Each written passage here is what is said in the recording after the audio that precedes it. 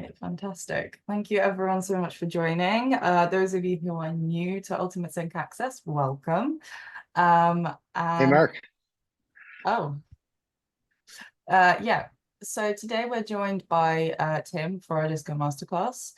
The way it's going to work, we're just kind of going to walk through the key features, like any tips and tricks about disco.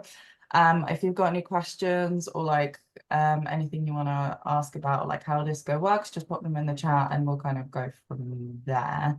But yeah, Tim, do you wanna take over? I'll make you host and you can share your screen Yeah, if totally. Thank you. Thanks for having me along, everybody. Um, do you, I guess, a show of hands, who has Disco already? Are you're using it? You're all using it? Cool. All right. Awesome.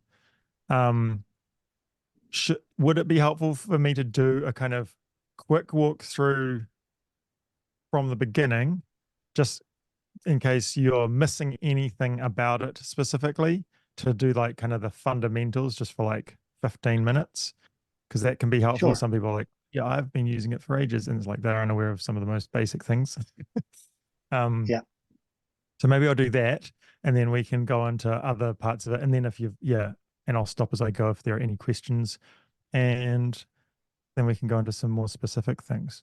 So let me just share my screen. Um, so, just to make sure you're aware of the background of disco and how it came about, it was built by a music supervision company that I was working with, which is out of Australia. I am from in New Zealand, but I was in LA when we launched disco and sort of showed, most of the core user base how it works and got them on board. And so, yeah, it was all about reducing the uploading and downloading and managing music in one place, and photos and videos and documents, and being able to present ourselves across the industry.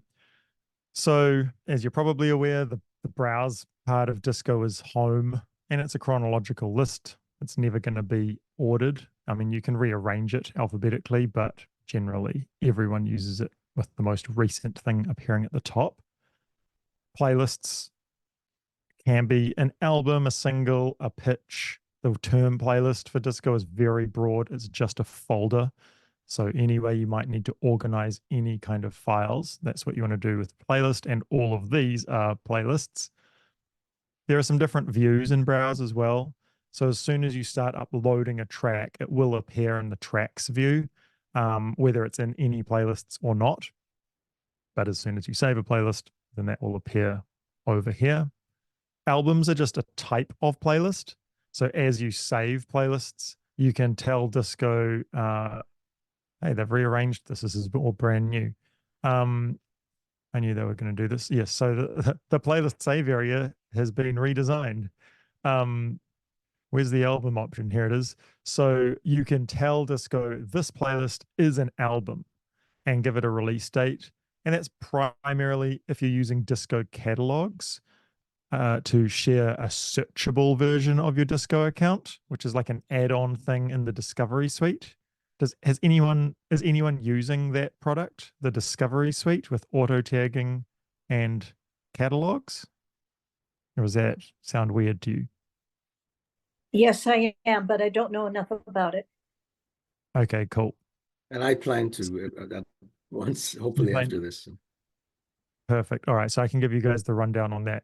And there's some exciting stuff going on with the catalogs. So anyway, the albums literally just make an album, because albums and playlists are two different things you can put on a catalog, and the artwork for a playlist is a rectangle shape and an album artwork is square shaped. So that's really the major reason that we did this, so you can define the difference between them.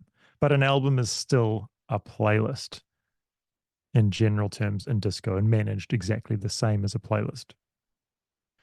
So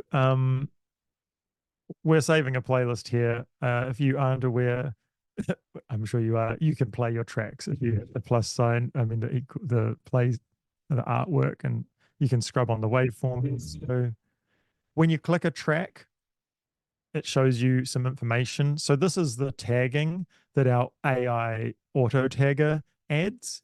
To tag a track, once you turn on the Discovery Suite, you just drag it onto this area that says auto tagged tracks, and that sends it to the AI, which analyzes it and then adds this descriptive info.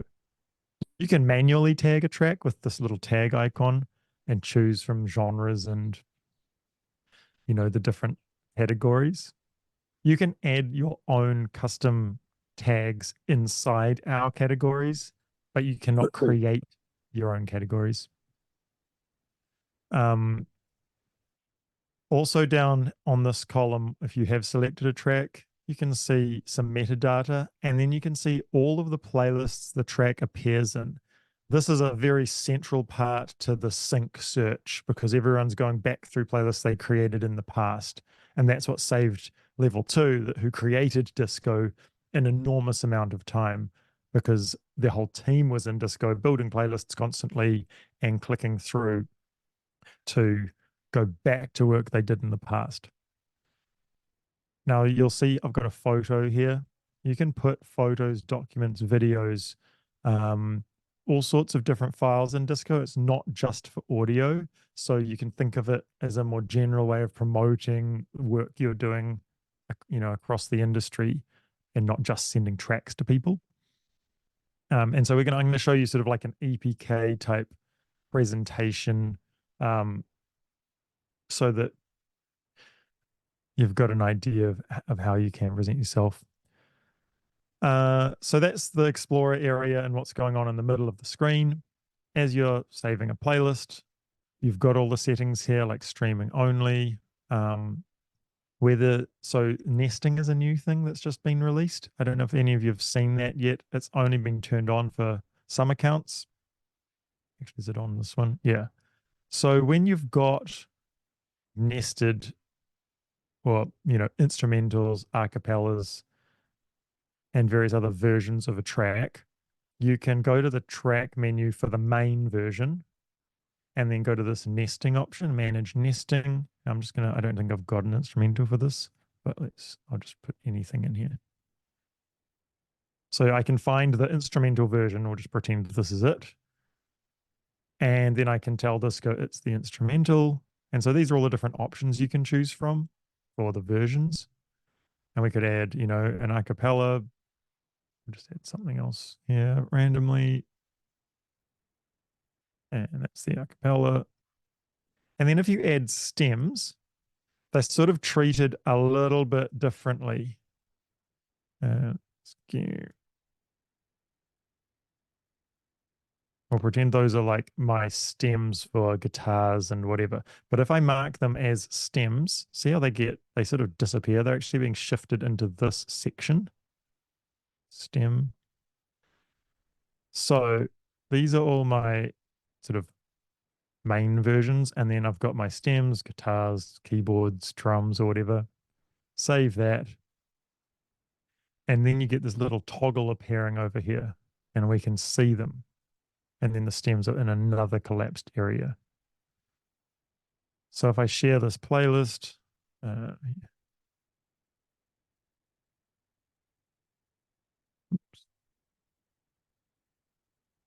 when you share, you can choose whether you want to have the nested versions traveling or not. And that's just literally toggling this on or off.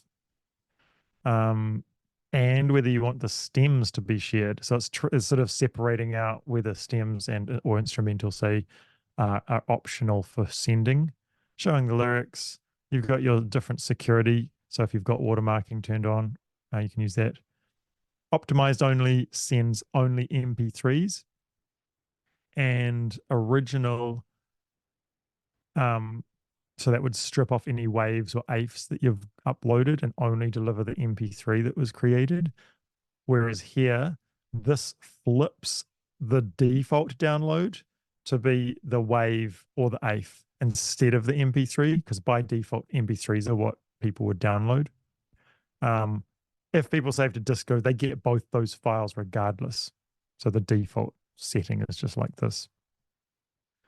We've got here, viewable only by me, album, starred. Yeah, so that's just how things are appearing. I don't know if you're aware of the client version. It's just a little flag that you can add to a playlist.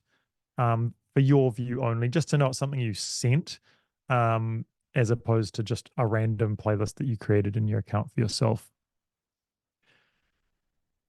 The presentation tab is where we can start to get into design. Default is what was the original disco design, and the only sort of flexibility you had with it was to add themes, which is like a background image and a logo image. Let's put this Coca-Cola theme on, and you could add a message.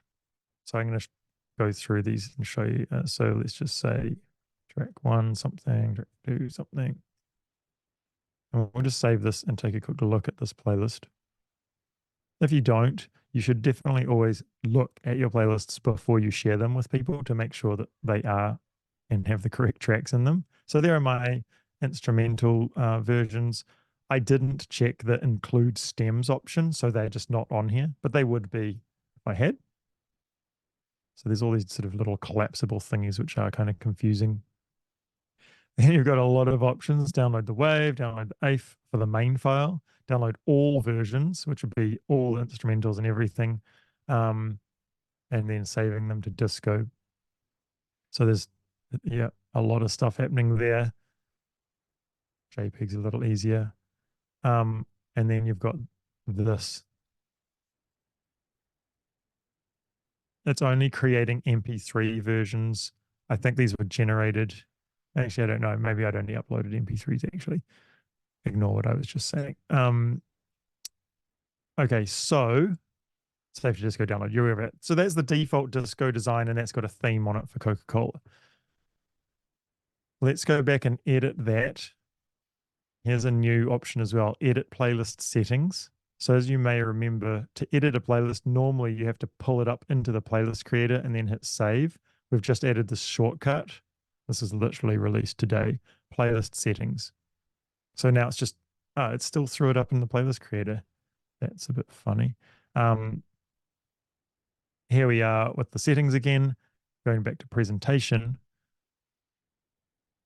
Hold on, I'm going to do the same playlist we were on. So on our presentation tab, that was default. So then we've got these two new designs, artist page and album page. Let's look at it first. That makes more sense. So this is an artist page. When you're creating it, you've got the option to put a big image on there. There's a message area, which could be a bio or a press release or just notes about the tracks, whatever you want to write, it'll appear like that. If you've got social media links, that you can add them and they'll just appear all along here. Play the tracks as per usual. There's a section. Are you all aware of sections? I'll just show you that just in case you aren't. And then at the bottom, you could embed a video. So if you've got show reels, and it can be a video you've uploaded to Disco, or it can be just a YouTube or a Vimeo link that you add. So this is a new design called an artist page. And there's also an album page, which looks almost identical, except it's got album artwork here and a release date. So it's focused on a release.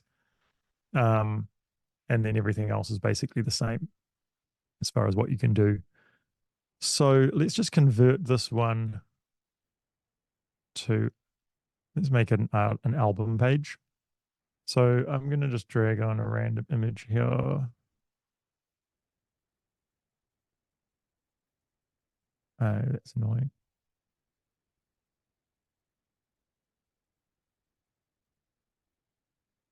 Just find a file for us.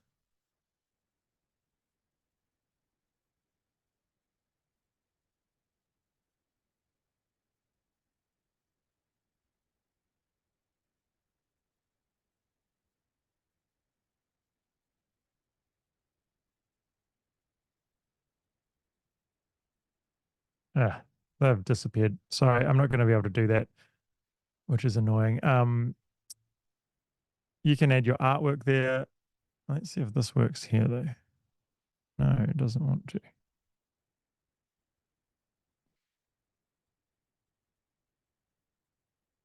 So this is what this template looks like, either way. You add on your art, you add on your hero image, which is that really big image at the top. You choose an artist, and this will just fill it for us. So we'll choose Melina. there are artist profiles in Disco as well. So that's what this artists tab is here. And they're automatically created just using the metadata field, the artist metadata field. And then you can pre-populate them. So I've added this image to this artist profile and I've added this bio. So when I select that artist as I'm creating this particular playlist, it just throws their image and bio in automatically. I can update them if I want to for this particular playlist. Here's where you'd add your social media links.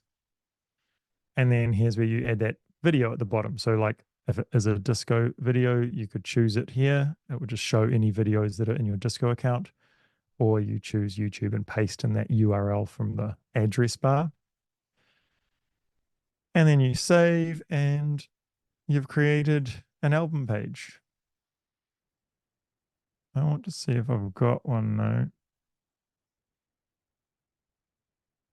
It's funny, I don't do these sessions as frequently as I used to, so it's all a bit of a mess.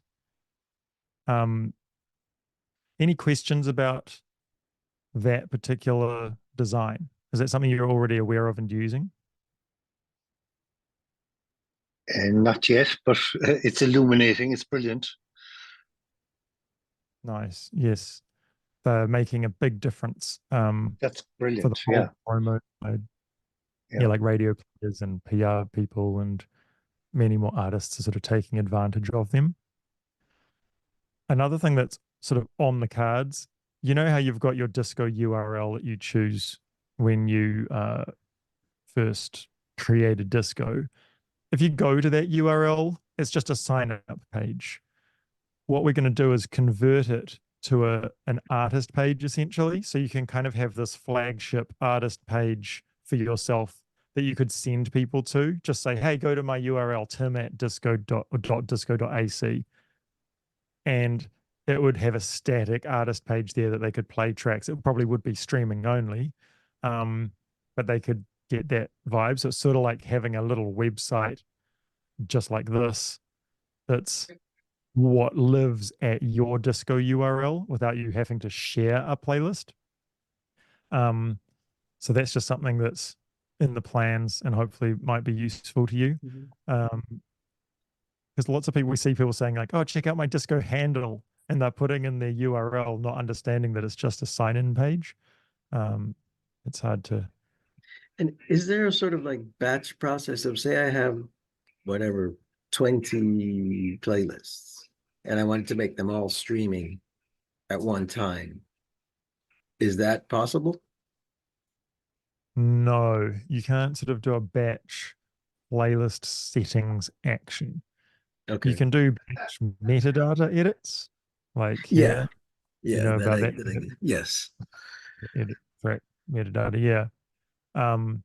Yeah, you'd have to just go through them all, but at least now it's slightly less clicks because you can just go to the menu, playlist settings, streaming only, save, and then go to the next one.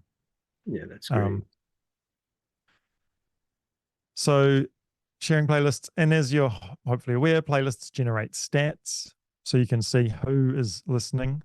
Now, I want to make sure, are you all on the Disco Artist plan? We released it last year and it's a new plan and it's $12 a month and it's got unlimited space. So it's more kind of like a Dropbox type deal as opposed to the light plan, which only has a 500 track cap, and the plus plan, which starts with 1,000 tracks. So the artist plan is an unlimited space situation and has extra features in it that are really good. So if you're not on that, I mean, it's $2 more than the light plan, but it's got so much more value in it. And so you can always just write to support to change to that if you want to.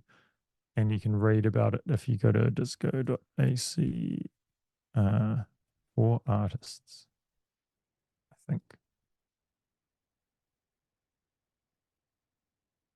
It's just some stuff about artists specifically.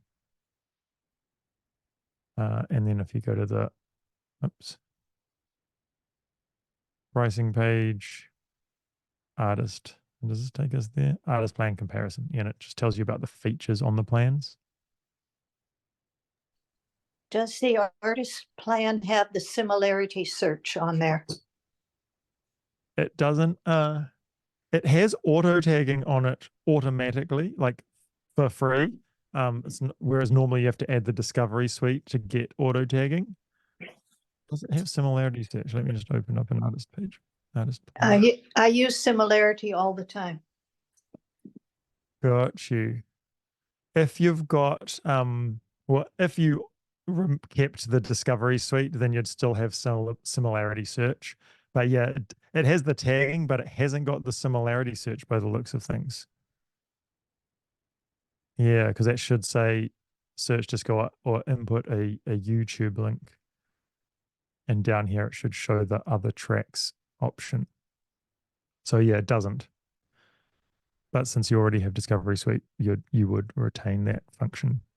The artist plan does have some other cool things though. This opportunities tab, we're just launching things here where you can kind of like pitch tracks to Disco for various things. We're going to start getting briefs from rights holders, from music supervisors. Yeah, this is going to become sort of a curated space where there's more to engage with. Another thing that we're adding is, and this is along the lines of the similarity search. Where do I have? So this is a music supervisor account. Music supervisors have special Disco accounts that have additional features.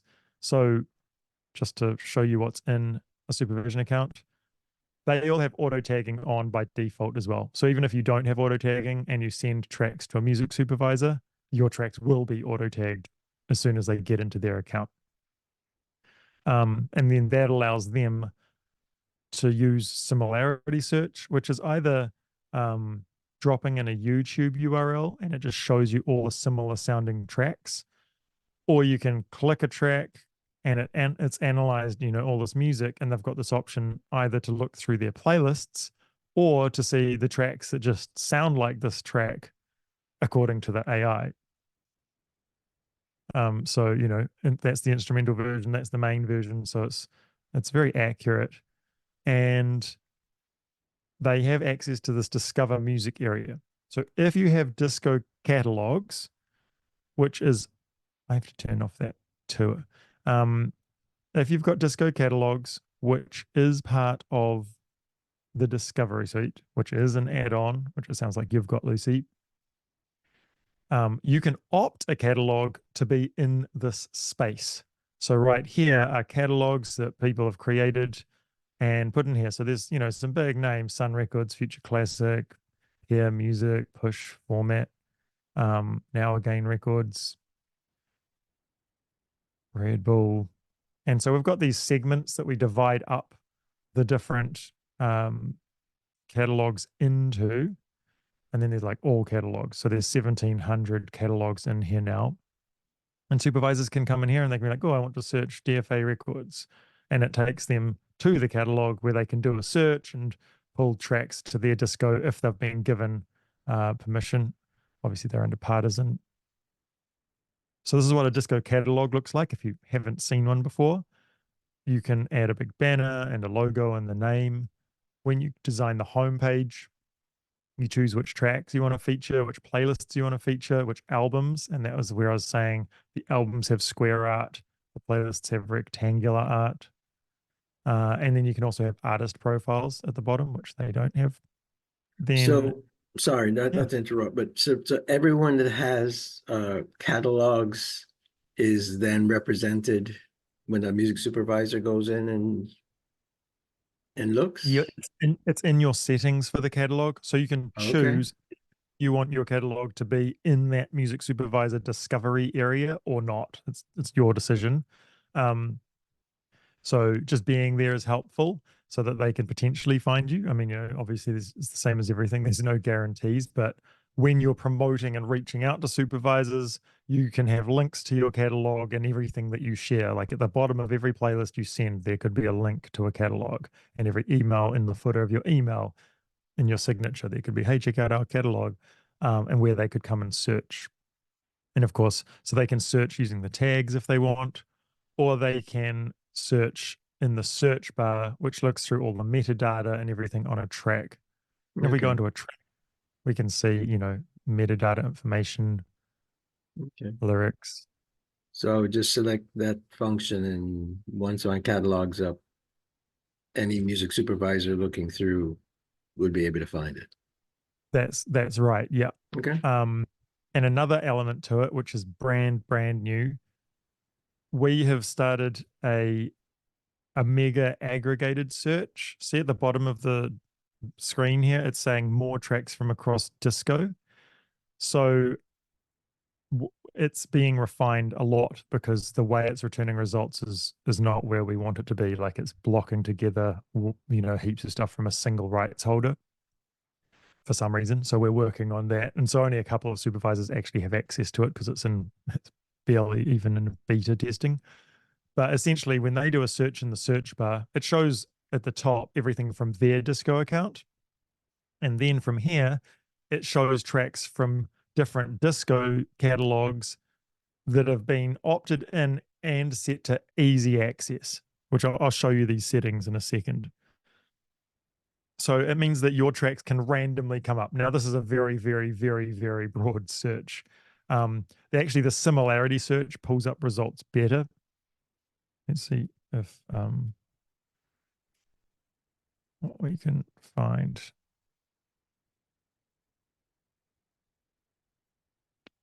What's something?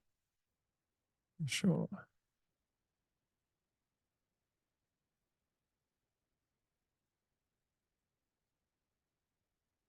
So if I copy the link with Google Ads.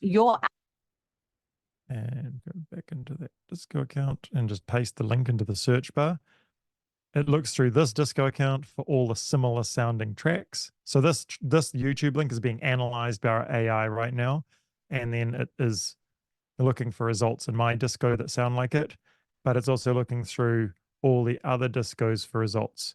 Now, this is very truncated. So there's this design things that are going to be updated. This is like super early. But these are all tracks from different disco catalogs that are coming up that sound like that.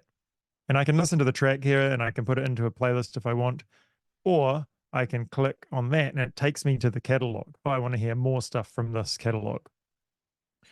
This is an example of the catalog setting that's sign-in required. So you can make it so your catalog is immediately visible to people like this, or you can force them to log in which case when they hit continue, they haven't been approved by you, it'll send you a request for approval, which you can then say yes or no. So there's lots of security kind of around who gets access to your music or not. It's interesting that this came up in this. I guess it can be set to easy access inside Disco, but it can still be locked like that. Yeah, so that's a very, very exciting new thing coming. And hopefully it means that more random, more random tracks are going to filter out of the disco ecosystem in these sorts of searches. So that is hopefully interesting to you all. And again, right now, the way that artists are being served, like we've got the artist plan and that's a step. We want to remove the need for you to actually have a catalog as an artist, like to sort of have the discovery suite. So we're going to create a thing where you could essentially make an artist page that could be opted in to this discover area. So you don't have to build an entire searchable catalog if you've only got like 100 tracks or even a couple of 100 tracks. But there are artists that only have one album. They could still be in that area using an artist page as opposed to creating an entire catalog. So there's a lot of stuff coming down the pipeline that's just better for composer, artist, producer sort of situations. Let's see, is there anything else of interest here? Are you all aware of how to organize in channels? If you're not, channels are the folders structure of Disco, the filing cabinet. So if you need to create a structure, you add a channel, and then within it, you can add subfolders where you can start organizing your playlists. Channels are there to organize playlists. That's the point of them. And you might have different sort of a channel should be a big idea, right? All of your projects, or if you have a catalog that you represent, it would be catalog and then a folder for every artist inside of it. So whatever makes sense for you to organize, that's what they're there for. Inboxes, I hope you're using inboxes. If you're not, this will blow your mind. The inboxes are sort of the whole receiving side of the disco universe, and it's why so many music supervisors love and use disco. It's one of the reasons. And so every inbox has this upload page that you can copy and send to anybody that needs to send files to you. So they can just drag tracks on here if they don't have disco. But if they do have disco, like you guys have disco, you just make a playlist and get the share link for it, and then you paste it on here. So this is obviously if you've received an inbox page from a music supervisor saying, hey, yes, send me tracks. This is how you do it, just pasting your own disco playlist link here. Yeah. Are there any questions? You're all aware of it? Well, we religiously use it for our briefs, so I think a lot of people have probably seen this sort of page before. Awesome. Yes, yeah, so just make sure we use it a lot. your Yeah. Oh, perfect. Yeah, and you don't have to upload here if you've already got your tracks in your own disco account. Yeah. So hopefully they're making your lives slightly better as well. What else is really useful? Are you aware of the audio sort of manage files and formats options? Like if you bounce out a new master for a track, you just go to the track menu, manage files and formats, replace the, high res version, and then it will create a new MP3, recreate the audio of this MP3. You're always streaming the MP3 in disco. You're never listening to the high resolution file, just in case you weren't aware. Yeah, so you can just very easily replace tracks, and that way the track keeps its place in all of the playlists that it's in. Oh, very good. Yeah. And you just update the audio in the background. And you could do that. Well, you could do that for an MP3. It'd be weird to replace the MP3, but not the AIF in this situation. And then there's the merging option. So if you've accidentally added two of the same track into disco, you can just highlight them both. You just hold shift, click the first track, hold shift, click the second track, or you can hold command. It depends on what kind of computer you're on. Command is good for selecting things that are not next to each other. Let's just pretend they're all duplicates though. I highlight them all, and then there's this little merge icon at the bottom. Then you can look at the metadata, just pretend they're all the same, and you choose the one you want to keep.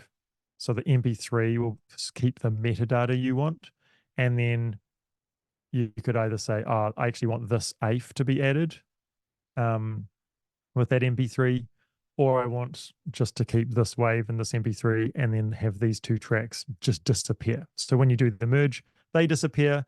This track will take their place in all the playlists that they are in. So you don't lose. It's not like, oh, I don't need these extra tracks. I will just delete them. But then they're gone out of the playlists that you've put them in. So that's why the merge is a better way of working. So merge is what you're to do if you accidentally uploaded something new, whereas if you caught yourself in advance and you wanted to add the new version of this, you're to do it with the manage files and formats option instead. Some of the search stuff with the track tags. So if you've added track tags or the AI has added it, you can just click a tag and it shows you all the tracks that have that tag on it. And that's funny. Why isn't it showing the tags at the top of the screen? I wonder if it'll do that. Yeah.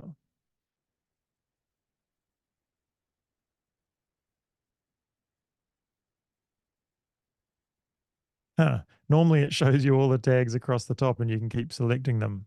I think that they've accidentally broken something here.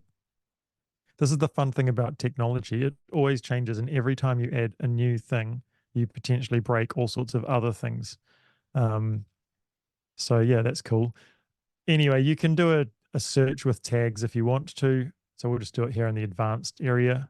So track tags, I want something that's confident and cool and up tempo, which would be weird.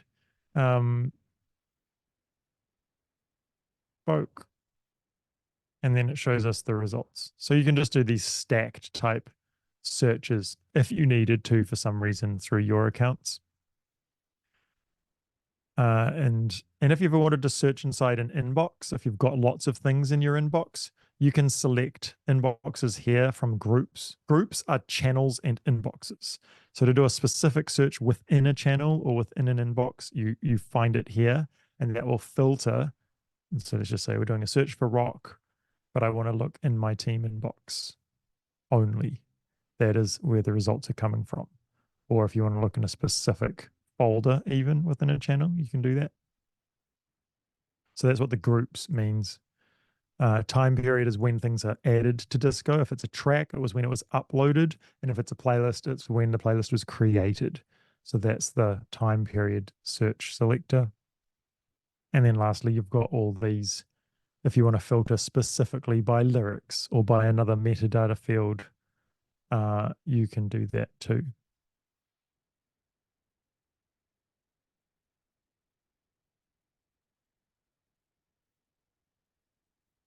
There's a result. Hurrah. So I think those are the most useful things. Have you been to the School of Disco? This is this thing I created, and I'm literally finishing complete remake of all the courses. So there's like a crash course on how to do uploads and EPKs. So I've remade all of these. I'm just finishing the edits on them, and they're much, much better. And then we've got the handbook that has heaps of articles and content. So you can sort of go into a subject on the side here. And then like, so if you want to learn more about the nesting, merging, replacing audio, instant instrumentals, which is part of the, that's part of the discovery suite. So if your tracks are auto tagged, you can create an instrumental instantly from the track menu. And it just nests it under the AI, just strips the vocals off. It's like magic. So anyway, yeah, you can explore the School of Disco for more disco information if you care to find it. And that's just here under this little question mark. A few settings that are helpful if you're not aware of them. So you go to the little menu here, settings and account. So when I said every playlist you share could have a link to your catalog, this is where you would add it. So on profile and account, contact details, and then check this box to include them on your disco pages. So that just appears at the bottom of every playlist. It's either here in the contact area on these pages or on a traditional disco page. Should I close it? It's here. Change your password, keep good passwords. Security is important. App settings. So you can change the width of the columns in the middle of the screen in Disco. That's these default large and larger.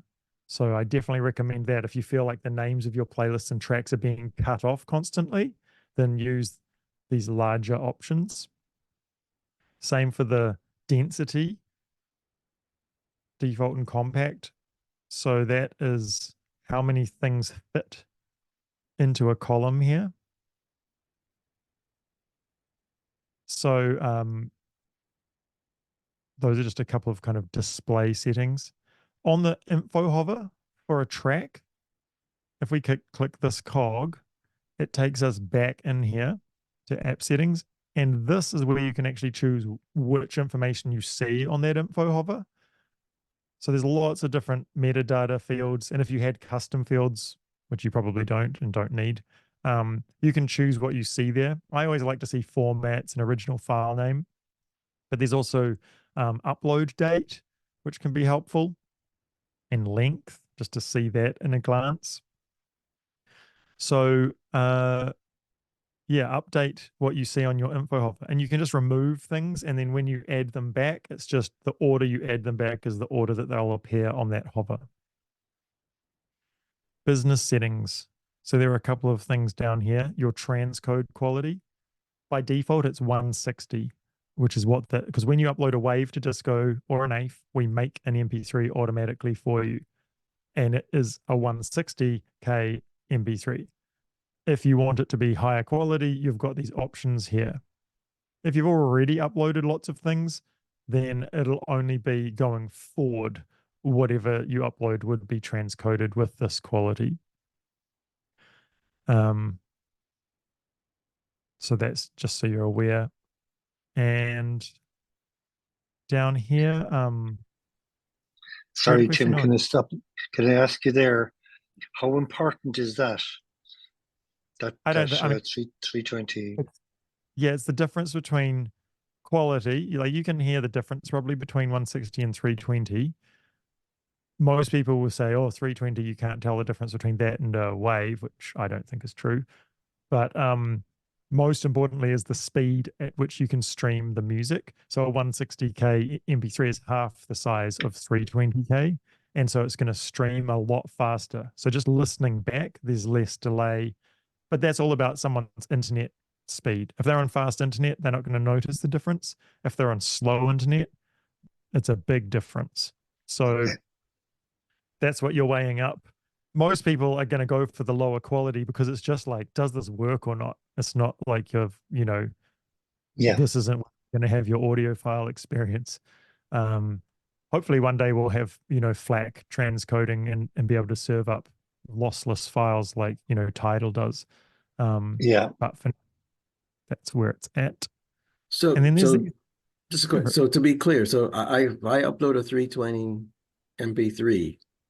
It says 320.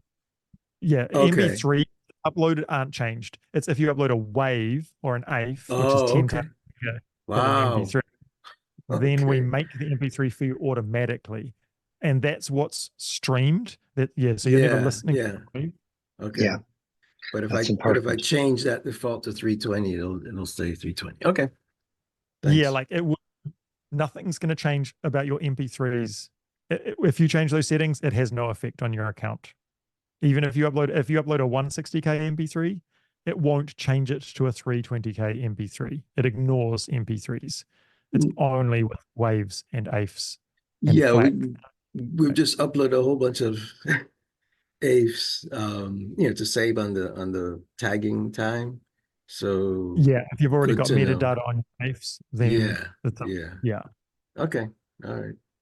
So those are all now 160. Okay, makes sense. I get it. Thanks. Yeah, exactly. Once you've uploaded your AIFs. And you can see what you've got available on the info hover if you've got the formats as an option on there. So anytime you see a wave, there should be an MP3. And if there isn't, then something is broken. And you would want to write to support and say, hey, I uploaded a wave and it never made an MP3. They'd be able to retranscode it for you. And just to be clear as well, the waves are just for downloading and they're not for streaming. Yeah, exactly. It's like if someone's putting that track into an edit in the edit suite, they will pull down the wave if it's available, or the AIF file. Okay. Like a lot of the music editors prefer AIFs because they carry metadata. It's more useful to them. Whereas the waves, waves just, they can carry ID3 metadata, but most systems don't read or write it because it's a totally different way of reading and writing it. Disco does not. So put a wave in Disco, you will not see metadata on it. If you're on the artist plan or the pro plan, there's another converter that we have that converts waves to AIFs and AIFs to waves. So it just makes the other option available on every single track if you've uploaded a high res file. Does that make sense? So if you're on a lower plan and you upload a wave, it makes an MP3 and those two are available. But this is a pro plan, and so it shows that there's also an AIF, even though I never uploaded an AIF. It's going to just create it for me if I click this button. The artist plan has that included. So you don't have to be on a pro plan for it. So that's a nice little helpful one. And here's the instant instrumental thing. So I'll just click that.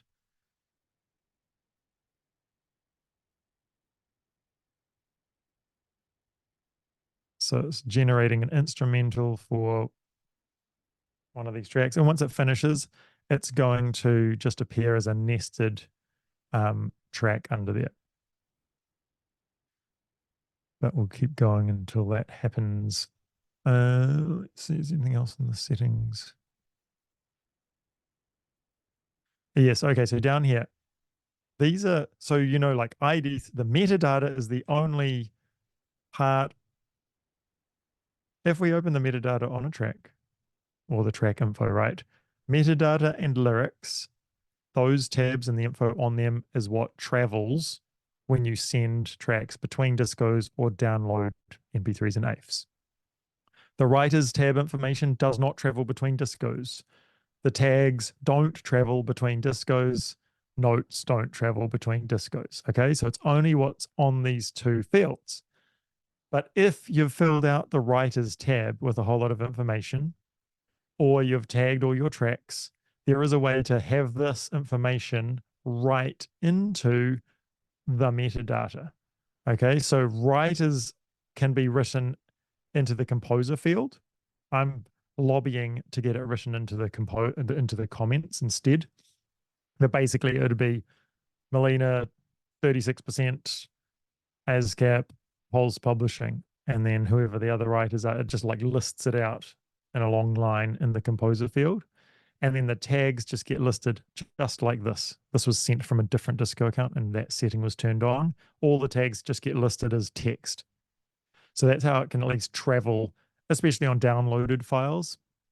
And that's in the settings that you'd turn that on. So by default, that's not going to happen. You have to come here and check these boxes. So this is the one that writes the native track tags into the comments metadata on downloaded tracks. And saving to disco is like downloading, just so you know. And then here, include the writer split info from the writers tab in the composer field on downloaded tracks. So those could be also useful to you. I honestly don't like the writers tab, and I never recommend that people use it.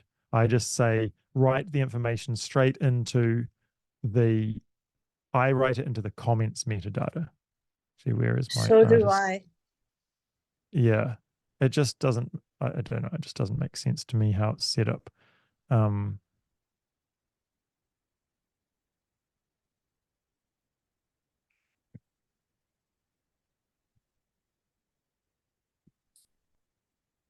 So I like to, where is that? Let's see, playlists. Here we go. So here are a few examples, just in case you're wondering about metadata. I sort of say, okay, here's the absolute least, and then it goes up. Just ignore that one. So we can, obviously you want your contact information and what you control in here. And then you can just list, writers and publishers, and then master control. It's interesting that this isn't expanding. Oh, there we go.